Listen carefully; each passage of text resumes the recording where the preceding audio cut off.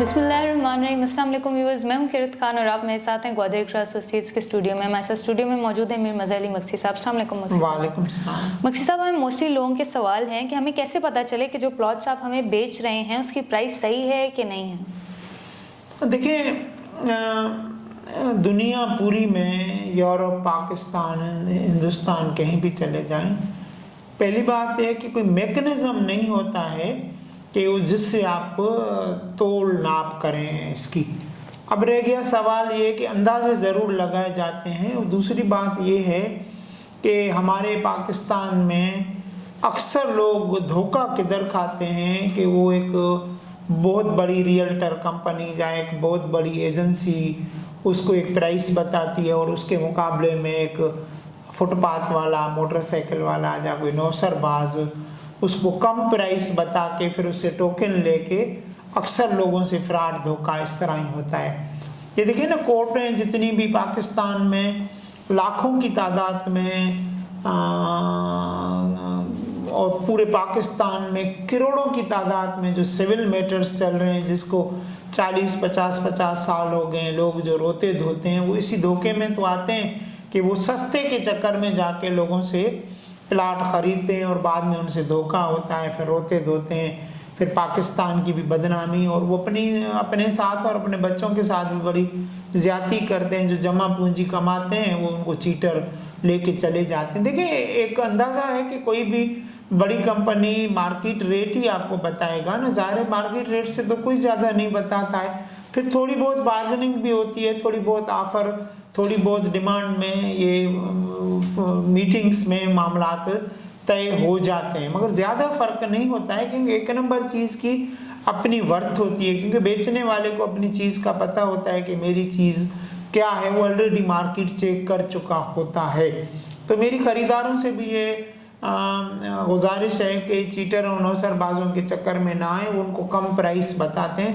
अभी भी मैं थोड़ी देर पहले सऊदी अरब से एक बंदे ने को हमने 18 लाख रुपए बताए, प्लाट की कीमत 1000 गज की, तो अभी वो कह रहा है कि कोई मुझे ग्वादर से 13 लाख रुपए में प्लाट दे रहा है। तो भाई 13 में तो कोई भी नहीं बेचेगा ना, ये तो अब 5 लाख रुपए के डिफरेंस से वो सऊदी वाला वहाँ सऊदी में बैठा है, उसको टोकन भेजेगा, वो उधर ही फंस जाएगा, मर जाएगा, फिर रोना धोना, फिर पाकिस्तान की भी बदनामी, ग्वादर की भी बदनामी। 5 लाख रुपए का डिफरेंस तो कहीं भी दुनिया में नहीं हो सकता है। और 18 लाख की डील में 5 लाख का डिफरेंस नहीं हो सकता है। 50,000 लाख रुपए का डिफरेंस ज़रूर हो सकता है, 18 लाख की डिफरेंस नहीं हो सकता है। अच्छा, हमें कैसे अंदाज़ा होगा कि जो प्लॉट्स आप बेच रहे हैं वो सही है या जाली है?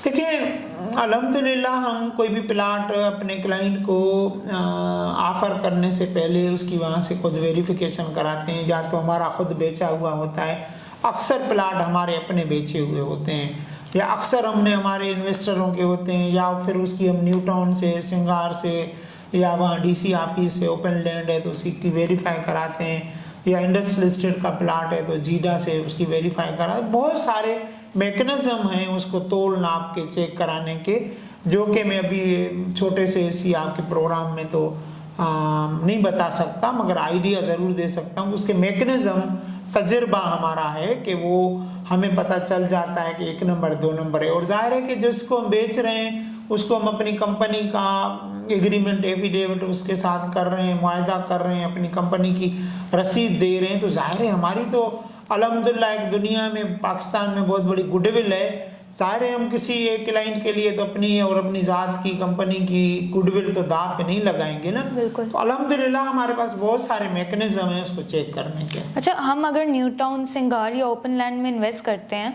तो हमें कैसे पता चलेगा कि वो प्लॉट हमारे लिए बेनिफिशियल है या नहीं है? देखिए, मैं आपको एक बात बताऊं, कोई भी आदमी है वो जब बीमार होता है तो बहुत अच्छे किसी डॉक्टर के पास जाता है, या कि उसका कोई फैमिली मैटर, कोई टैक्स का मैटर होता है, या क्रिमिनल कोई भी मैटर है तो किसी अच्छे वकील के पास जाता है। तो इस तरह जो भी जब भी आप प्रॉपर्टी बेचते हैं या लेते हैं तो हमारे जो रियल्टर, अच्छे रियल एस्टेट में सीनियर लोग हैं, रियल एस्टेट कंसल्टेंट जिसको आप कहते हैं, उनसे मशवरा लिया जाता है। तो उससे पता चलता है कि इस वक्त मार्केट में कौन सी बाइंग या सेलिंग होनी चाहिए, या कौन सी चीज़ें बढ़ चुकी हैं उसमें अभी काम नहीं करना चाहिए।